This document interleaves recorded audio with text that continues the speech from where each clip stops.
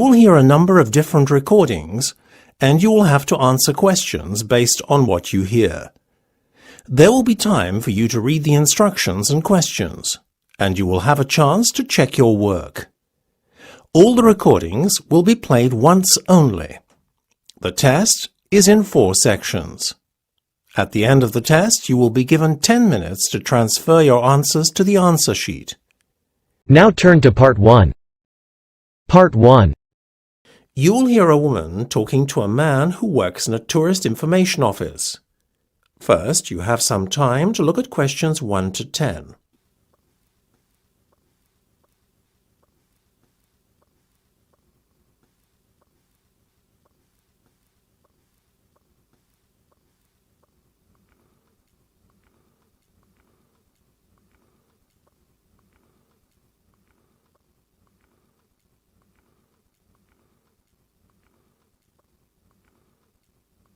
You should answer the questions as you listen, because you will not hear the recording a second time.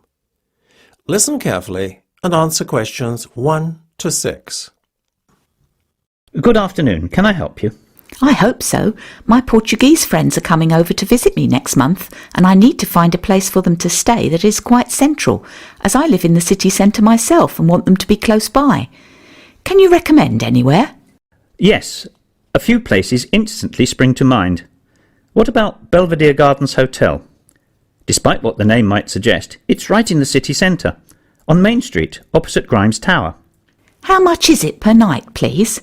Quite reasonable given the location. $50, and that is inclusive of a continental breakfast. Oh, that sounds nice. What about other meals? Do you have to pay extra for them? Yes. Unfortunately, lunch and dinner are not included in the price. The hotel does have a very fine restaurant, though, and I would thoroughly recommend the buffet dinner there. Customers should be seated by 7:30 in the evening, when the buffet starts. I'll keep it in mind. Is there anywhere else you can think of? Certainly. The Belfield Grand is always a popular choice. It's located a little further out, though, on the south side of Edgware Common. Perhaps that's too far from the city centre. Not really. It's only a few stops on the subway. Depends on the price. Believe it or not, the Belfield is more expensive than Belvedere Gardens, $55. Oh, that's no good. Mind you, there is a $10 discount offered to customers who've booked online. There's also the fact that the price is inclusive of all meals, breakfast, lunch and dinner, served in the guest's lounge. Before listening to the rest of the conversation, you have some time to look at questions 7 to 10.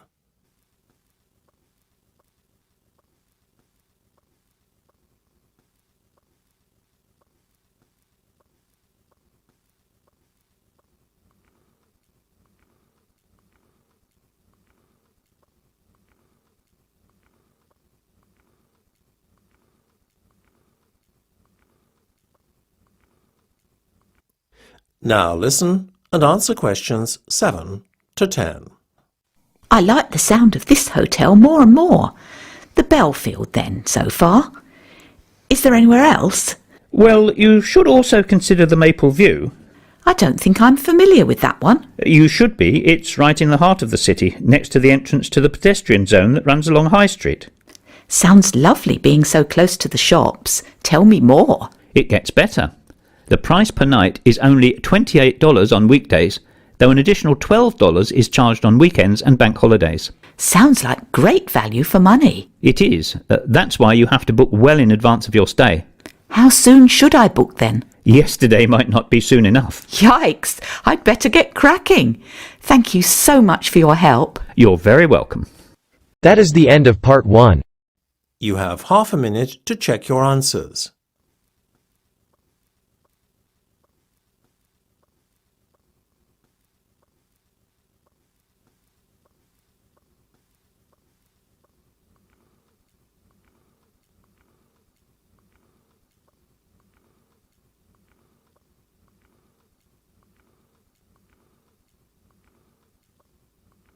Now turn to Part 2. Part 2. You will hear a tour leader talking to some tourists. First, you will have some time to look at questions 11 to 16.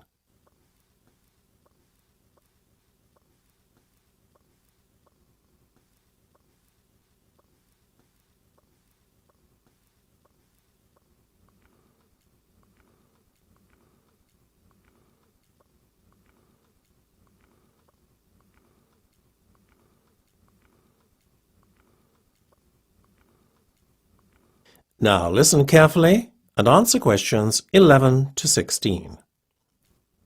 OK, ladies and gentlemen, may I have your attention, please? So, here we are at King's Cross Station. We'll be leaving from here in just over an hour to catch a tube from the underground station, so you'll have a bit of time to look around. But first things first, just so as you can get your bearings and find your way around this rather complex and confusing station, I will point out essential areas as well as points of interest. At the moment, we are standing in King's Cross Square, facing two main exit doors, one off to our left and the other off to our right. The exits lead from the main platform area, which can be accessed by several entrances, one of which is located just a bit further away to your left, although it is obscured by a wall from where we're standing. Oh, by the way, that building standing on its own, the larger, not the smaller one, on your far left is the Great Northern Hotel. The taxi rank is sandwiched between it and the left luggage office. So, before I go on to a description of the main shopping and platform areas at the other side of the station wall, I'd like to point out the most important point of all, the underground station, which is where we need to meet promptly for departure. Luckily, it's quite prominent as it's located away from the shopping and platform area of the station. It's just over there on the corner, in between the entrance I mentioned earlier and the exit nearest to the hotel from where we're standing now. Now, for those of you who would like to grab a bite to eat or do a bit of shopping, you can enter the shopping area by that entrance door over there. It's by far the nearest entrance. You will find several clothes shops in this area, in addition to a fast food outlet. When you go in the entrance, if you go straight ahead rather than turning left into the other part of the shopping complex, you will find two buildings facing one another. Within these buildings are several shops and eating places. In the building immediately after the ticket barriers on your right, you will find that the first shop you come across is the fast food outlet, Burgerland. If you need to avail yourself of the toilet facilities, then carry straight on past Burgerland and they're at the far end of the building. In between the toilets and the ticket office is the disabled meeting point. You will have to enter through this area in order to gain access to the toilets.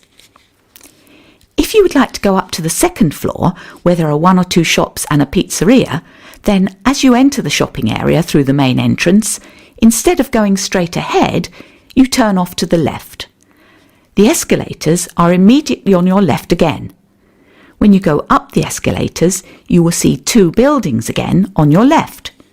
Go past the first building and the pizzeria is the first shop that you come to in the second building. Now, I would just like to ask, are there any Harry Potter fans with us today? Ah, good. Yes, I see several hands raised. Well, there's a treat in store for you if you go to the far end of the second building and take the escalator down again to the ground floor. As you reach the bottom of the escalator, turn right and carry on walking, keeping the ticket barrier on your left all the time. Don't turn off left, but carry on walking until you find yourself up against the station wall. This is the famous Platform 9 3/4, immortalised by J.K. Rowling in her Harry Potter books. You'll see half a trolley embedded in the wall to mark the spot. So, those are the main things to do and see. I hope you enjoy yourselves, but please meet me at the underground entrance promptly for departure. Don't be tempted to board the Hogwarts Express on Platform 9 3/4. Before you hear the rest of the discussion, you have some time to look at questions 17 to 20.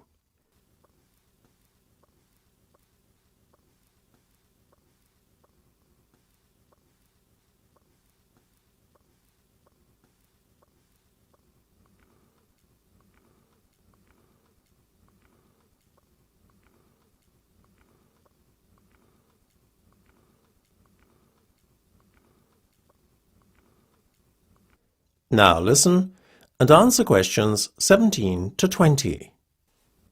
Good. Welcome back. I'm glad you were all punctual.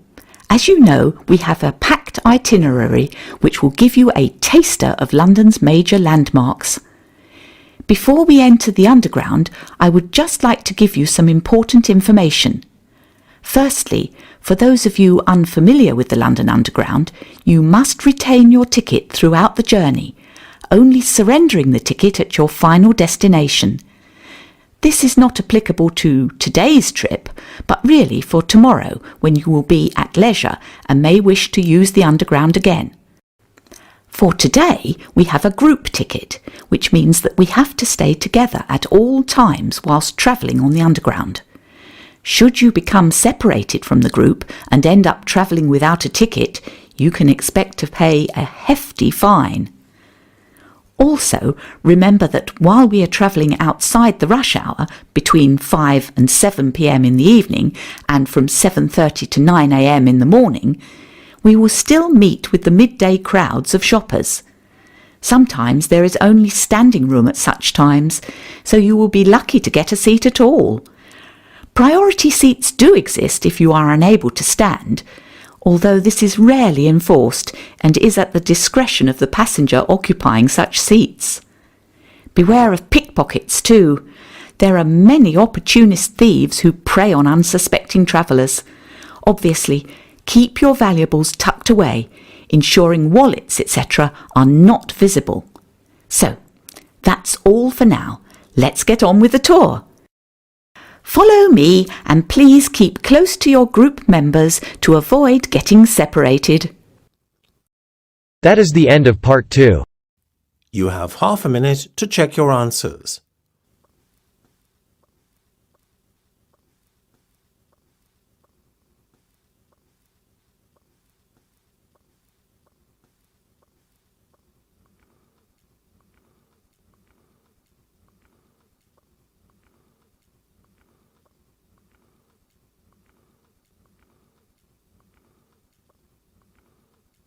Now turn to part 3.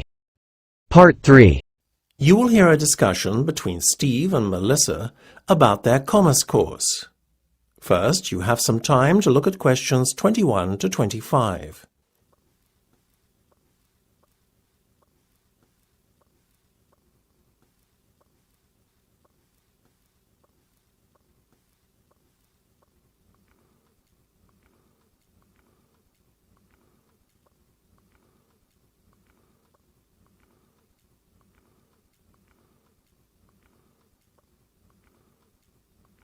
Now listen carefully and answer questions 21 to 25.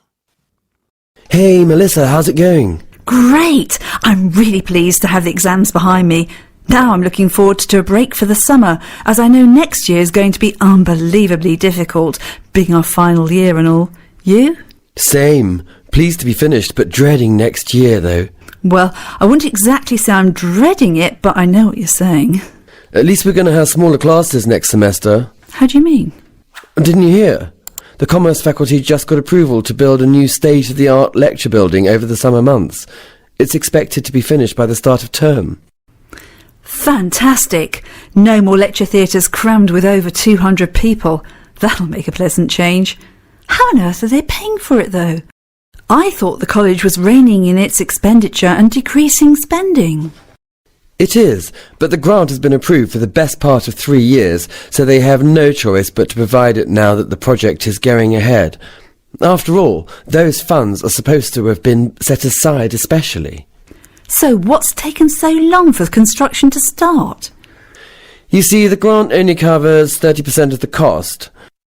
The incoming government made a pledge during the election campaign that it would cover the other 70%, but typical of a political party, wouldn't you know, it didn't keep its promise.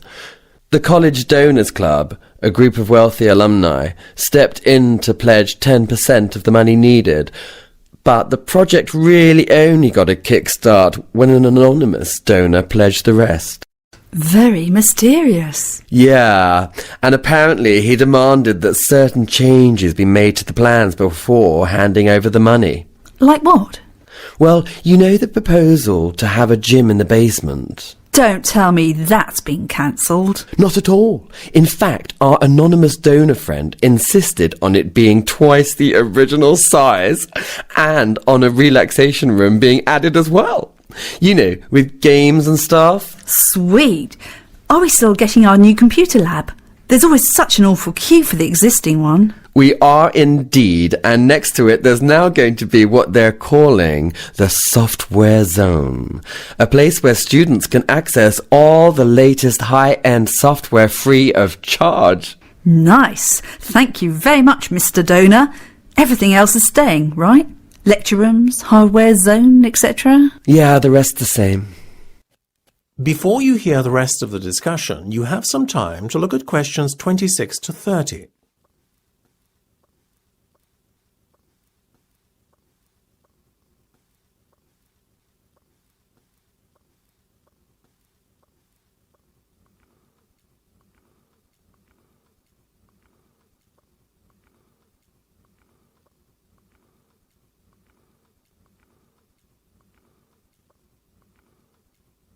Now listen and answer questions 26 to 30. By the way, on the subject of college next year, Steve, have you decided what courses you're going to choose yet? Pretty much. I want to major in marketing, so I'm focusing on the international markets and product placement modules. Will you be joining me? Well, you know I prefer human resources. That'll probably be my major. But if you twist my arm, I'll probably join you for the first one. No way on all that product placement nonsense, though. Sounds boring. Organisational behaviour is a requirement if you want to major in HR, as is managing people, so I'll definitely do both of those. Will you join me on them then? Sorry, Melissa. You know, HR is just not my thing.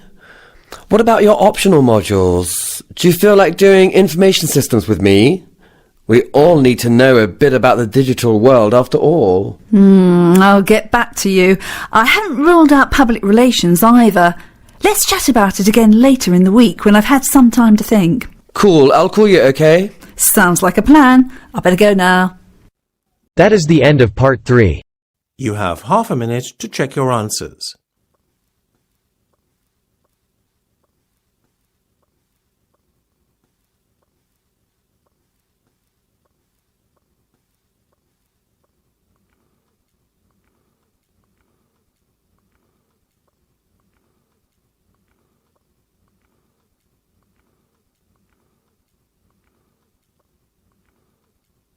Now turn to part 4.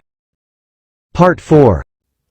You will hear part of a talk on some well-known personality tests and their uses. First, you have some time to look at questions 31 to 40.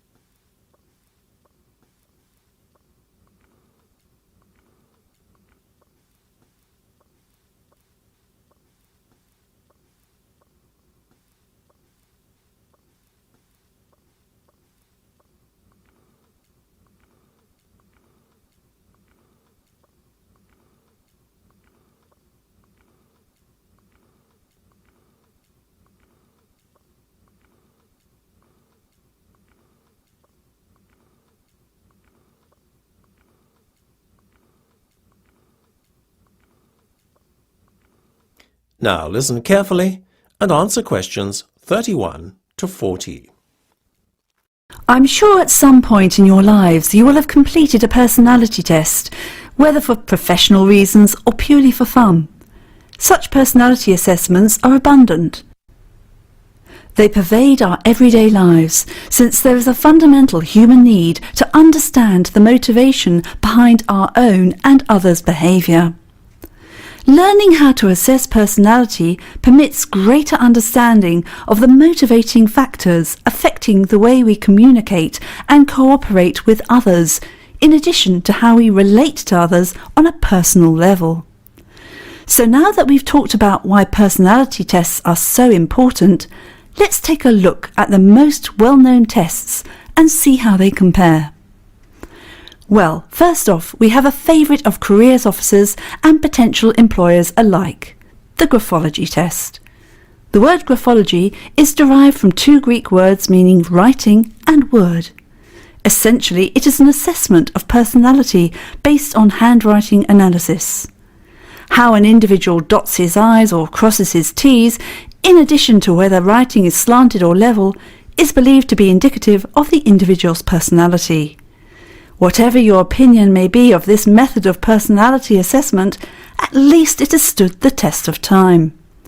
The graphology test, as a measure of personality, was first proposed by a certain Juan Huerta de San Juan as far back as 1575, and it has seen fluctuation in its popularity since then. In the 20th century, Alfred Binet was so convinced as to its validity that he termed it the science of the future. And indeed today, it is still a very popular method of personality assessment. Its validity, though, as a measurement of character, is dubious.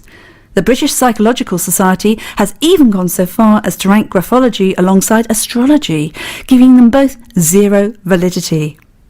A major problem with the test is that an element of subjectivity enters the assessment of certain criteria in the test, such as harmony and style of writing. However, in its favour, the test is relatively quick and easy to administer.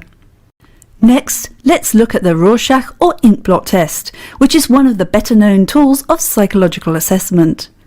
Popularised in party game versions of the test, the Rorschach test has received mixed reactions amongst psychologists. Whilst many dismiss the test as a pseudoscience, it is nevertheless used by prestigious mental health organisations such as the Tavistock Clinic as a valid tool for personality assessment. Admittedly, assessing someone's character based on their reactions to a series of inkblots on pieces of card might seem somewhat ludicrous. Whilst there is a tried and tested methodology behind the construction of the test and assessment of individual responses, the test is subject to cultural bias. The perception of the card's contents are liable to be biased by cultural factors, making the individual responses somewhat meaningless.